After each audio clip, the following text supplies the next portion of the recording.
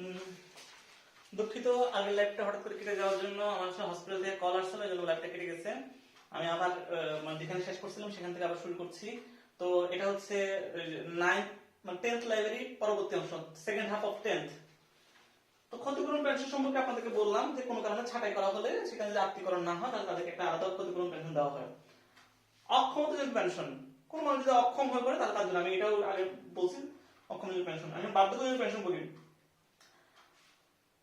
Pension নীতিমালা অনুযায়ী অথবা চাকরির নীতিমালা অনুযায়ী যে একটা নির্দিষ্ট বছর বয়সের পর তাদেরকে অবশ্যই অবসরে যেতে হবে এবং সেই সময় অবসর যাওয়ার সময় তাদেরকে যে পেনশন দেওয়া হয় তাকে বাধ্যতামূলক পেনশন বলে, এবং এই অবসরটাকে বলে বাধ্যতামূলক অবসর। দ্বিতীয়, অবসরজনিত পেনশন।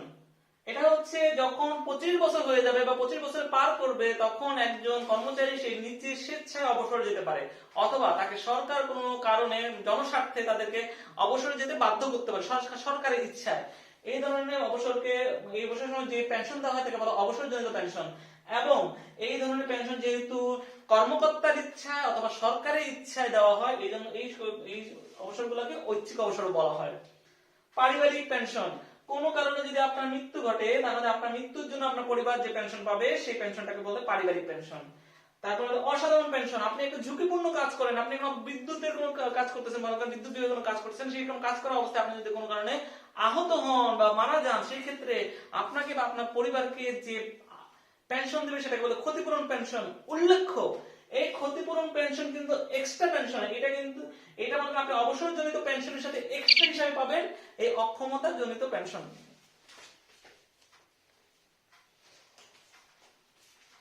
গেল, তাহলে প্রকারভেদ শেষ, দুইটা প্রকারভেদ এবং সবগুলো ডেফিনিশন মোটামুটি আমাদের পড়া শেষ। এগুলো আমার কথাগুলো শুনলে আপনি মোটামুটি লিখে দিয়ে আসতে পারবেন এবং পাস করে আসতে পারবেন যদি এই প্রশ্ন যদি আসে, কোনো সমস্যা হবে না। এখন আসেন পেনশন প্রাপ্তির শর্ত। ঠিক আছে, কি কি ভাবে কি কি কারণে পেনশন পেতে পারেন।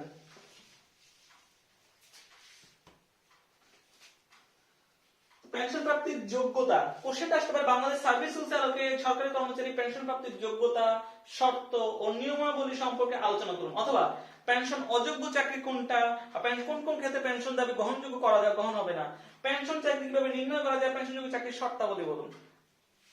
সিম্পল জিনিস বলে দিচ্ছি। প্রথম কথা হচ্ছে, আপনার আচরণ যদি ঠিক না থাকে আপনি পেনশন পাবেন না। প্রথম, আচরণ। আমরা কেন এই আমি টপিকটা একটু ভালো করে পড়তে বলবো এই কারণে, কারণ এই যে পেনশন প্রাপ্তির যোগ্যতা, এই জায়গাগুলোই আপনি পরবর্তীতে পেনশন প্রাপ্তির শর্ত নির্ধারণের মধ্যে দিয়ে দিতে পারবেন, কারণ এগুলো থেকে একটা শর্ত। এই জন্য পেনশন প্রাপ্তির শর্ত নিয়মগুলো যদি আসে, এগুলো প্রতিটা পয়েন্টই খুব গুরুত্বপূর্ণ। এখন হচ্ছে আচরণ, কর্মচারী আচরণ।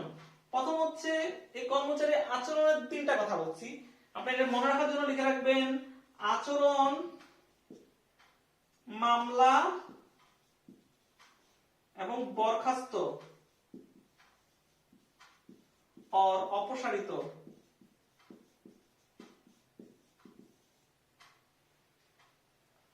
কি কি কারণ আছে এই তিনটা, আচরণ, মামলা এবং বরখাস্ত, অপসারিত। আচরণগত মানে ভালো আচরণ হইতে হবে, এটা পেনশন প্রাপ্তির সবচেয়ে বড় শর্ত। আপনার আচরণটা ভালো হইতে হবে, এটা সবচেয়ে গুরুত্বপূর্ণ শর্ত। এখন আপনার ওই যে সরকারি কর্মচারী আচরণ বিধিমালা আছে না, সেই আচরণ বিধিমালার কারণে কোনো কারণে আপনি দণ্ডিত হলে আপনার বেতন, আপনার পেনশনের অংশ বিশেষ, সম্পূর্ণ অংশ আপনার চাইলে সরকার কেটে রাখতে পারে, মানে সরকার এটা ক্ষমতা আছে, আপনার এই পেনশন আটকায় দেওয়ার ক্ষমতা আছে। 2 নাম্বার, যদি আপনার বিরুদ্ধে কোনো বিভাগীয় মামলা চলে এবং আপনার দেখা যাচ্ছে আপনার কারণে সরকার ক্ষতিগ্রস্ত হয়েছে, তাহলে ক্ষতিগ্রস্ত যতটুকু ক্ষতি হয়েছে এই ক্ষতির জন্য আপনার বেতন, আপনার সেই পেনশন থেকে পুরো টাকা সে সরকার কেটে রাখতে পারে। 3 নাম্বার, বরখাস্ত। যদি আপনাকে বরখাস্ত বা অপসারিত করা হয়, কোন কোন কারণে বরখাস্ত বা অপসারিত, বরখাস্ত অপসারিত কোন দণ্ড, গুরুদণ্ড। কোন কোন ক্ষেত্রে গুরুদণ্ড দেখা যায়, বলছে অসদাচরণ, অদক্ষতা এবং দেউলিয়া হওয়ার কারণে। আমি দেউলিয়া হওয়ার কারণটা কেন বলবো বুঝলাম না। অসাধারণ আচরণ, অদক্ষতা এবং দেউলিয়া হওয়ার কারণে যদি আপনাকে বরখাস্ত বা অপসারিত করা হয় তাহলে আপনি পেনশন পাবেন না। বুঝছেন? এই তিনটা কথা খুব সহজ। আচরণগত কারণে আপনি পুরা বেতনের সম্পূর্ণ অংশ, অর্ধেক অংশ বা একদম স্থগিত, পেনশন স্থগিত করে দিতে পারেন। 2 নাম্বার, আপনার বিভাগীয় মামলা চলাকালীন সময়ে এবং আপনার যদি সেটা প্রমাণিত হয় যে আপনার কারণে সরকার যদি কোনো কারণে ক্ষতিগ্রস্ত হয়, তাহলে সেই ক্ষতিগ্রস্ত টাকা সম্পূর্ণটাই আপনি পেনশন থেকে কেটে রাখতে পারে। 3 নাম্বার, আপনি যদি বরখাস্ত বা অপসারিত হন, কি কি কারণে বরখাস্ত? অসদাচরণ অথবা অদক্ষতা অথবা দেউলিয়া হওয়ার জন্য যদি অপসারিত হন, তাহলে আপনি বেতন পাবেন না, পেনশন পাবেন না। এখন কিছু কিছু চাকরি আছে, সেসব চাকরিতে আপনি পেনশন দাবি করতে পারবেন না। তাহলে কোন কোন চাকরি আছে যে সকল চাকরিতে আপনি পেনশন দাবি করতে পারবেন না? মনে করেন আপনি একটা চুক্তি ভিত্তিক কাজে আছেন, চুক্তি ভিত্তিক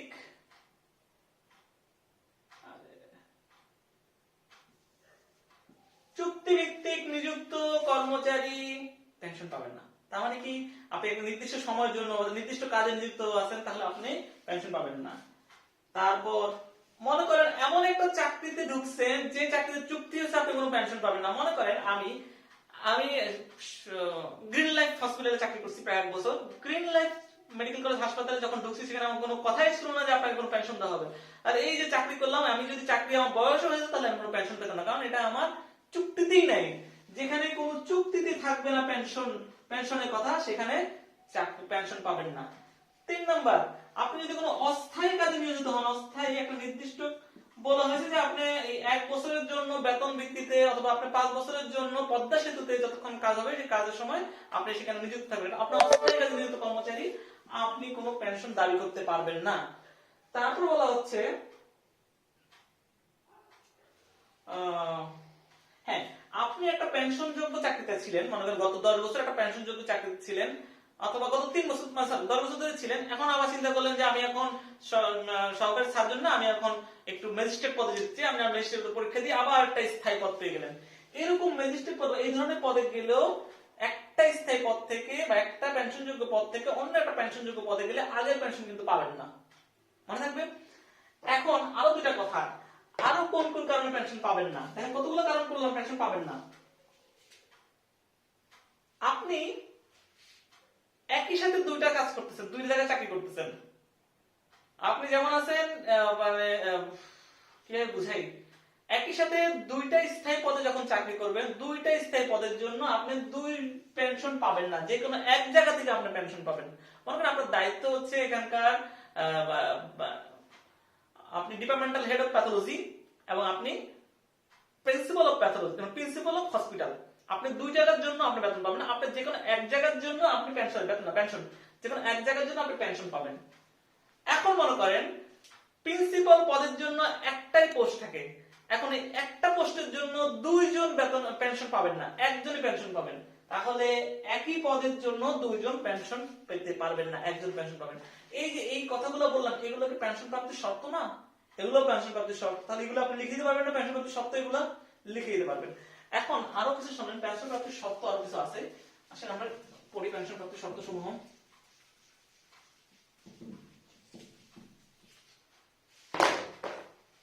লাইভ নিলে আমার প্রচুর টাইম নষ্ট হয়, এই আমি 8টা থেকে বসে আছি লাইভের প্রিপারেশন নেওয়ার জন্য, 8টা থেকে 11টা বাজে, 9, 10, 11 কিচ্ছু করতে পারিনি। আবার এই লাইভ নেওয়ার পর আমি খুব এক্সস্টেড থাকি, তারপর আমি শুয়ে পড়ি, মানে আজকের দিনটাই শেষ, এই 8টা থেকে আজকের দিন শেষ, মানে আজকের দিনে আমি কোনো পড়া করতে পারবো না, আবার আগামীকাল সকাল থেকে চেষ্টা করতে হবে। এই জন্য লাইভ আসলে লাস্টের দিকে বন্ধ করতে চাচ্ছিলাম। যাই হোক, আপনাদের জন্যই, আপনাদের রিকোয়েস্টে আমি আপনাদের লাইভটা নিচ্ছি। অনেকে বলছেন যে আসলে লাইভ ছাড়া হচ্ছে না আপনাদের,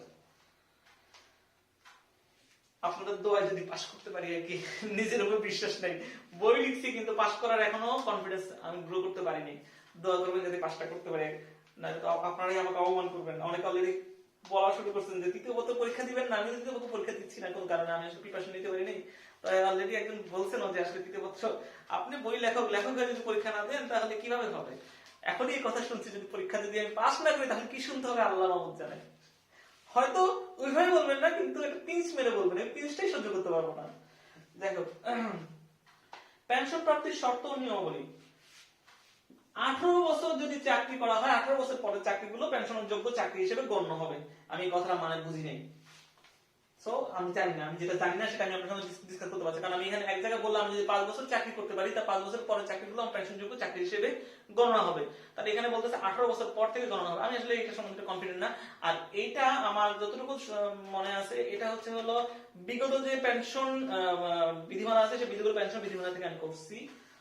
একই জিনিস আপনারা এটা লিখলেও আপনারা ফুল মার্কস পাবেন, কোনো যে মার্কস কাটা হবে তা না। আমি এখন এই বিষয়টা দেখেন বিশাল বড় টপিক, এই বিষয়টা মুখস্থ করার কোনো দরকার নেই। আপনি যদি একবার চোখ বন্ধ করে খুব সহজ সহজ কথাগুলো আছে, সহজ সহজ কথাগুলো মাথায় গল্পের মধ্যে করে নিয়ে যান, পরীক্ষা দিয়ে যান, আমার কথাগুলো শুনেন, এই কথাগুলো শুনে শুনে দিয়ে যাবেন। এক, পেনশন পাইতে হলে চাকরিতে সরকারি চাকরি হতে হবে। 2 নাম্বার, সরকারি কোষাগার থেকে বেতন পাইতে হবে। 3 নাম্বার, চাকরিটা স্থায়ী চাকরি হতে হবে। কি বললাম? সরকারি চাকরি হতে হবে, চাকরিটা স্থায়ী হতে হবে এবং সরকারের বেতন কোষাগার থেকে বেতন পাইতে হবে। তারপর মনে করেন আমি একটা স্থায়ী পদ, আমি আগে বলছিলাম যে সেই লিয়েনের ক্ষেত্রে যে পদটা স্থায়ী পদ হইতে হলে কি হতে হয়, ফার্স্ট একটা শিক্ষানবিশ কাল হিসেবে জয়েন করতে হয়। শিক্ষানবিশ কাল শেষ হওয়ার পর সে তারপর একটা লিয়েন অর্জন করতে পারে। এখন মনে করেন শিক্ষানবিশ কাল ছিল 5 বছর, 5 বছর পর সে লিয়েন পাইল, চাকরি স্থায়ী হলো এবং সে চাকরি করার পর এখন তার সেই আগে শিক্ষানবিশ কালের সময় কি সে পেনশন পাবে? এই যে 5টা বছর কাজ করে 5 বছর কাজ সে কি পাবে? অবশ্যই পাবে। সেই 5 শিক্ষানবিশ কালটাও যদি শিক্ষানবিশ কাল শেষে সে স্থায়ী হয় তাহলে শিক্ষানবিশ কালটাকেও পেনশনযোগ্য চাকরিকাল হিসেবে গণনা করা হবে। এখন এই যে পেনশনের হিসাবগুলা এটা কোনো ভগ্নাংশ হিসাব করা হয় না। মনে করেন একজন লোক কাজ করছে 20 বছর 5 মাস, আরেকজন লোক কাজ করছে 20 বছর 7 মাস, এগুলাকে একটা এই ভগ্নাংশতে পূরণ করা যাবে না, এগুলাকে একটা ফিক্সড অ্যামাউন্ট করতে হবে। তাহলে যাটা 6 মাসের কম থাকবে তাহলে 5 মাসের কম সেটাকে 20 হিসেবে কাউন্ট করতে হবে, যেটা 6 মাসের বেশি এটাকে 21 হিসেবে কাউন্ট করতে হবে। এটাই হলো ভগ্নাংশ হিসেবে কাউন্ট করা যাবে না, একটা পূর্ণ সংখ্যায় কাউন্ট করতে হবে পেনশনযোগ্য চাকরিকালকে। তারপর কিন্তু এই ভগ্নাংশ কাউন্ট করা হয় কোথায়? এই ভগ্নাংশ কাউন্ট করা হয় মনে করেন আপনার কি বলে পেনশনযোগ্য চাকরিকাল হওয়ার সময় হয়ে গেছে, এখন তারপরে আপনাকে আরো 1 বছর চাকরি করতে হবে। এখন পেনশনযোগ্য চাকরি হওয়ার সময়কালের পর আপনি মনে করেন 5 মাস বা 6 মাস চাকরি করলেন, ওই সময়টাকে ওই ভগ্নাংশটাকে আপনাকে পরিপূর্ণ রূপে ধরে আরো 1 বছর বাড়ায় দিয়ে আপনাকে এই জন্য আপনাকে পেনশন দেওয়া হবে। তার জন্য আপনার পেনশন আটকায় দিবে সেটা না, আপনার পেনশন দেওয়া হবে। সেই সময় মনে রাখা বাদ দেন, ওটা বাদ দেন, এটা কঠিন জিনিস, খালি এটাই মনে রাখেন ভগ্নাংশ রূপে ধরা হয় না, এই ভগ্নাংশকে এটা পূর্ণ সংখ্যায় গণনা করা হয়। তারপর আসেন আপনি যদি আপনাকে পেনশন দিতে সরকার বাধ্য যদি ঠিক মতো আপনি আবেদন করেন। এখন যদি আপনি আবেদন ঠিক মতো না করেন এবং আবেদন 1 মাসের মধ্যে যদি আবেদন করেন তাহলে আপনাকে পেনশন দিতে বাধ্য। যদি 1 মাসের পরে আবেদন করেন তাহলে বিবেচনা সাপেক্ষে আপনাকে পেনশন দেওয়া হবে। এবং পেনশন একটা নিয়ম মাফিক ফর্ম আছে, নিয়ম মাফিক সিস্টেম আছে, আপনি সিস্টেম মতো যদি দাখিল করতে ব্যর্থ হন তাহলে সরকার আপনাকে সামান্য কিছু টাকা দিতে পারে, মানে সেটা কত পার্সেন্ট? তাও সামান্য না, 80% আপনার পেনশনে 80% আপনাকে দিতে পারে। দেখে নিয়ে বুঝছেন, আমি যদি ভুল হয়ে থাকে কোনো কিছু, কোথায় দেখলাম কথাটা, আচ্ছা আমি তো বলে যাচ্ছি, বলে দেই, আপনারা একবার দেখে নিন। যদি আপনি ঠিক মতো না দিতে পারেন তাহলে কিছু টাকা হলেও আপনাকে দেওয়া হবে, কিন্তু আপনাকে সেটা পরিপূর্ণরূপে দাখিল করতে হবে। কথা হচ্ছে আপনি দাখিল করলেন, দাখিল করার পরও আপনার যে কর্তৃপক্ষ আছে, কর্তৃপক্ষ আপনাকে বেতনটা এই পেনশনটা ঠিক মতো দিল না, তাহলে যিনি আপনাকে পেনশন দিতে ব্যর্থ হলো তিনি ওই যে শৃঙ্খলা ও আচরণ বিধিমালা অনুযায়ী বা শৃঙ্খলা আপিল বিধিমালা শৃঙ্খলা আপিল বিধি অনুযায়ী তিনি শাস্তিযোগ্য অপরাধে দণ্ডিত হবেন, তিনি দণ্ডে দণ্ডিত হবেন। আপনি না, যিনি আপনাকে পেনশন দিতে পারলো না তিনি দণ্ডে দণ্ডিত হবেন। এখন মনে করেন আপনি প্রেষণে বাংলাদেশের বাইরে আছেন, প্রেষণে আসেন, প্রেষণকাল এসে আপনি ওই প্রেষণের জন্য কি পেনশন পাবেন? অবশ্যই পেনশন পাবেন, পেনশনের জন্য আপনি পেনশন পেতে বাধ্য। 2 নম্বর কথা, আপনি ভ্রমণে গেলেন বাংলাদেশের বাইরে সরকার কাছ থেকে অনুমতি নিয়ে, ধরেন 6 মাসের অনুমতি নিয়ে আপনি 3 মাসের অনুমতি নিয়ে পেনশন আপনি গেলেন, বেড়াতে গেলেন, সেই সময়টা আপনার পরবর্তী ফিরে এসে চাকরি জয়েন করলে সেই সময়টাও আপনার পেনশনযোগ্য চাকরিকাল হিসেবে গণনা করা হবে। এখন একটা কথা বলছে, অসাধারণ ছুটিকাল পেনশন, অসাধারণ ছুটিকাল ছাড়া অন্যান্য সকল ছুটিকে পেনশনযোগ্য চাকরিকাল হিসেবে গণনা করা হয়। এটা নিয়ে কন্ট্রোভার্সির কথা আছে, প্লিজ সবাই একটু বইয়ে যান। আমার কাছে সবাই না জিজ্ঞেস করে মাঝে মাঝে একটু বইটা উল্টান, কারণ আপনি আমাকে জিজ্ঞেস করলে আমাকে তো সেই বইটা উল্টাতে হয়, সময় তো আমারও নষ্ট হচ্ছে। আপনি একটু 5টা মিনিট সময় নষ্ট করেন, আমি তারা 10 জনের অ্যান্সার দিচ্ছি, 10 জন তো আমার কোশ্চেন করতেছি, 10 জনের কোশ্চেন অ্যান্সার বের করে দিতে হচ্ছে। আপনি যদি কোনো কোশ্চেন সমস্যা হয় মাঝে একটু বইয়ে যান, আমার বই ভুল থাকতে পারে, আপনারা সংশোধন করে নেন প্লিজ, আপনাদের কাছে রিকোয়েস্ট। তাহলে এই ধরনের কোনো বলছি অসাধারণ ছুটি ছাড়া অন্যান্য ছুটিগুলো পেনশনযোগ্য চাকরিকাল হিসেবে গণনা করা হবে। এখন আপনাকে সাময়িক বরখাস্ত করা হলো, কোনো কারণে সাময়িক বরখাস্ত করা হলো। সাময়িক বরখাস্ত যে সময়ের জন্য, মনে করেন 2 বছরের জন্য বা 3 বছরের জন্য আপনার একটা মামলা চলছে, সেই 3 বছরের জন্য আপনি সাময়িক বরখাস্ত ছিলেন। এখন 3 বছর পর আপনি যখন চাকরিতে জয়েন করবেন, এর জন্য এই সময়টা, কারণ আপনার দেখা গেল আপনি বিভাগের মামলা ফলস, আপনার নামে ফলস মামলা ছিল, তাহলে ওই আগের সময়ের জন্য যে সময়টুকুতে আপনি মানে কি বলে সাময়িক বরখাস্ত ছিল, সেই সময়ের জন্য আপনি পেনশন পাবেন। অনেকগুলো পয়েন্ট বলছি, দেখেন কতগুলো পয়েন্ট বলছি। তাহলে আপনি এই পয়েন্টগুলো থেকে আপনি 10টা পয়েন্ট মনে রাখলে তো অনেকগুলো পয়েন্ট, এগুলো লিখে দিবেন। এগুলো হলো পেনশন প্রাপ্তির শর্তাবলী বা শর্ত নিয়মাবলী। এখন আসেন, খুব গুরুত্বপূর্ণ এবারের জন্য, পেনশন জিনিসটা এবারের জন্য গুরুত্বপূর্ণ। এখন বলা হচ্ছে পেনশন সহজীকরণ নীতিমালা। খুবই সহজ, আমি বলছি পেনশন জিনিসটাই খুব সহজ, খালি একবার পড়েন, নিজে নিজে মনে রাখতে পারবেন। তবু আমি বলে দিচ্ছি, প্রথম হচ্ছে কল্যাণ কর্মকর্তা। এই পেনশন সহজীকরণের জন্য বা পেনশন প্রাপ্তিটা সহজ হওয়ার জন্য বা পেনশনের যাবতীয় কাজগুলো করার জন্য প্রত্যেকটা মন্ত্রণালয়, বিভাগ, সংস্থা, অধিদপ্তর, পরিদপ্তরে একজন কল্যাণ কর্মকর্তা নিযুক্ত থাকবেন। এখন কল্যাণ কর্মকর্তা কি করবে? সামনের বছরে মানে আগামী বছরে যারা যারা এলপিআর যাচ্ছে তাদের একটা লিস্ট প্রতি বছর পাঠাবে। তাহলে কল্যাণ কর্মকর্তা প্রতি বছর একটা এলপিআর লিস্ট বা অবসর গ্রহণকারীদের অগ্রিম তালিকা প্রেরণ করবে। কি করবে? কল্যাণ কর্মকর্তা। তারপর এখন গেজেটেড কর্মকর্তার ক্ষেত্রে আমি কিন্তু দুইটা কথা বললাম। কর্মকর্তার ক্ষেত্রে কি বললাম? কল্যাণ কর্মকর্তা একজন নিযুক্ত থাকবেন, যিনি এই যে পেনশনের বিষয়গুলো দেখশন করবেন সকল মন্ত্রণালয়, বিভাগ, দপ্তর, অধিদপ্তর, পরিদপ্তর সবগুলোতে। দ্বিতীয় কথা বললাম কল্যাণ কর্মকর্তা মানে ভবিষ্যতে কারা পেনশনে যাবেন তাদের বা যে অবসর গ্রহণ করবে তাদের একটা লিস্ট প্রতি বছর পাঠাবে। 3 নাম্বার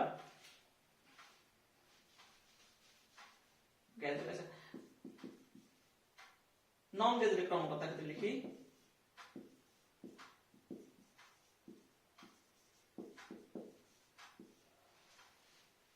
আমরা তো গেজেটেড কর্মকর্তা, কিন্তু নন গেজেটেড কর্মকর্তার একটা বই থাকে, সেটাকে বলে সার্ভিস বুক নামে একটা বুক থাকে। এই একটা সার্ভিস বুক প্রতি বছর ফেব্রুয়ারি মাসে এটা জমা দিতে হয়, এবং এই সার্ভিস বুকে যে টিক মার্ক থাকে বা রেড মার্ক থাকে বা যাই থাকবে না কেন, সেগুলোতে কোনো কাটাকাটি, কাটাছেঁড়া বা কোনো রকম ঘষা মাজা করা যাবে না, ফ্লুইড ইউজ করা যাবে না। একটা ফ্রেশ সার্ভিস বুক একটা নন গেজেটেড কর্মকর্তা থাকতে হবে। তার মানে যদি এখানে একটা রেড দাগ থাকে, আমি জানি না, আমি তো নন গেজেটেড ছিলাম না, আমি বলতে পারছি না, যদি কোনো মনে হয় রেড মার্ক বা কিছু মার্ক থাকে, সেগুলো যদি থাকে তাহলে তার এই পেনশনে অসুবিধা হবে। 2 নাম্বার কম্পিউটারাইজ চাকরির বৃত্তান্ত থাকতে হবে তাদের, এবং এই কম্পিউটারাইজ চাকরির বৃত্তান্ত আমাদের গেজেটেড কর্মকর্তা ক্ষেত্রে আমি পাবো। গেজেটেড কর্মকর্তাদের জন্য চাকরির বৃত্তান্ত গুলো কম্পিউটারাইজ থাকবে। তাহলে নন গেজেটের জন্য কম্পিউটারাইজ থাকবে, কিন্তু তাদের ক্ষেত্রে একটা অবশ্যই সার্ভিস বুক থাকবে। তাহলে প্রথম বললাম কল্যাণ কর্মকর্তাদের কাজ, নন গেজেটেড কর্মকর্তা এবং গেজেটেড কর্মকর্তাদের কিভাবে সার্ভিস বুক মেইনটেইন করতে হবে, একটা নিয়ম অনুযায়ী যে সকল নিয়ম আছে সরকারের নিয়ম, সেই নিয়ম অনুযায়ী এইগুলো মেইনটেইন করতে হবে। এখন পেনশনের সময় বা আমরা যখন পেনশন দাখিল করব তখন আমরা কি কি ছুটিতে গেছিলাম বা আমাদের কি কি যে প্রভিডেন্ট ফান্ড আছে বা অন্যান্য যে সকল ফান্ড আছে বা আমরা যে সকল যে পাওনা আছে, এগুলোর জন্য একটা ফর্ম পাওয়া যায়। এই ফর্ম ফিল আপ করে একদম প্রসিডিউর অনুযায়ী আবেদনটা করতে হবে। সহজ কথা, সত্যি কথা। মানে আপনি চিন্তা করেন, আপনার কথা চিন্তা করেন, আপনারটা আপনি পেনশন আপনার যখন মঞ্জুর করতে হবে আপনি কি কি করবেন। অবশ্যই আপনার ছুটির জন্য যেগুলো ছুটি কাটাইছিলেন সেগুলা, এবং হচ্ছে আপনার যেগুলো মানে যে প্রভিডেন্ট ফান্ড আছে প্রভিডেন্ট ফান্ড, আপনার সম্পর্কে যাবতীয় বৃত্তান্ত গুলো আপনি ওই ফর্মে পূরণ করবেন।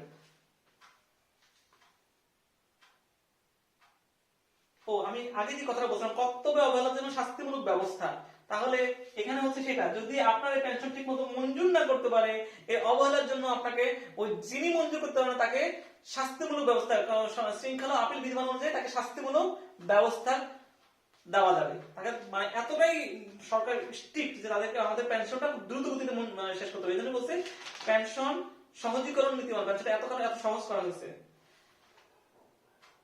বিতর্কিত চাকরিকাল, বিতর্কিত চাকরিকাল বলতে ওই যে মনে করেন সাময়িক বরখাস্ত ছিলাম, ওই সময়টা বিতর্কিত চাকরিকাল, ওই সময়ের মধ্যে আমার সিদ্ধান্ত এখনো হয় নাই, কিন্তু আমার পেনশন প্রাপ্তির সময় হয়ে গেছে। তাহলে আমাকে বলছে আমার আনুতোষিকের 80% এবং প্রাপ্য নিট পেনশনের সাময়িক প্রদান করতে হবে। নিট পেনশনের সাময়িকভাবে প্রদান করতে হবে আর আনুতোষিকের 80% দিয়ে দিবে। ঠিক আছে, শেষ। এবার হচ্ছে পারিবারিক পেনশন। এতক্ষণ যেটা বলছিলাম এটা হলো অবসরজনিত পেনশন প্রাপ্তির সুবিধাদি। এবার আসেন পারিবারিক পেনশন প্রাপ্তির সহজীকরণ নীতিমালা। এখানে কি আছে? উত্তরাধিকার। এই জিনিসগুলো আমি পড়াইতেই চাচ্ছি না, এত সহজ। উত্তরাধিকার মনোনয়ন, পুত্র বিবাহিত কন্যা সন্তানের বয়স সীমা, অবৈধ বিয়ে, আপনার জাস্ট মুখস্থ করা লাগবে না, আপনার জাস্ট চোখ দিয়ে পড়েন, মাথা দিয়ে পড়া লাগবে না, চোখ দিয়ে পড়লে এই জিনিসটা মনে থাকবে। তারপর আমি কেন পড়াবো বুঝতেছি না। সো পেনশন সম্বন্ধে আর কিছু নাই, অবসরটা আছে, অবসর তো পড়াই দিছি, বাকিটুকু আশা করি আপনারা পড়তে পারবেন। ভালো থাকবেন সবাই, ভালো মতো পরীক্ষা দেন, পাস করেন। পাস করার পর আপনার সবার কাছ থেকে মিষ্টি খাবো ইনশাআল্লাহ। যেখানে যাব গেলে আমাকে অবশ্যই 1 কাপ চায়ের দাওয়াত দিবেন। আমি যেখানে আপনার সাথে মিট করবো আমি চা খাই না, তারপর আপনার সাথে বসে বসে 1 কাপ চা খাবো যদি পাস করতে পারেন। যদি ফেল করেন, ফেল করলে আমাকে খাওয়াইতে হবে আর কি। আমার বই পরে পরে যদি ফেল করেন আমি খাওয়াবো দেন। আপনারা যারা যারা ফেল করেন প্রত্যেককে আমার কাছে আসবেন, প্রত্যেককে চা খাওয়াবো ইনশাআল্লাহ। চা না দিলে তাও খাওয়াবো। সবাই ভালো থাকবেন, ধন্যবাদ সবাইকে।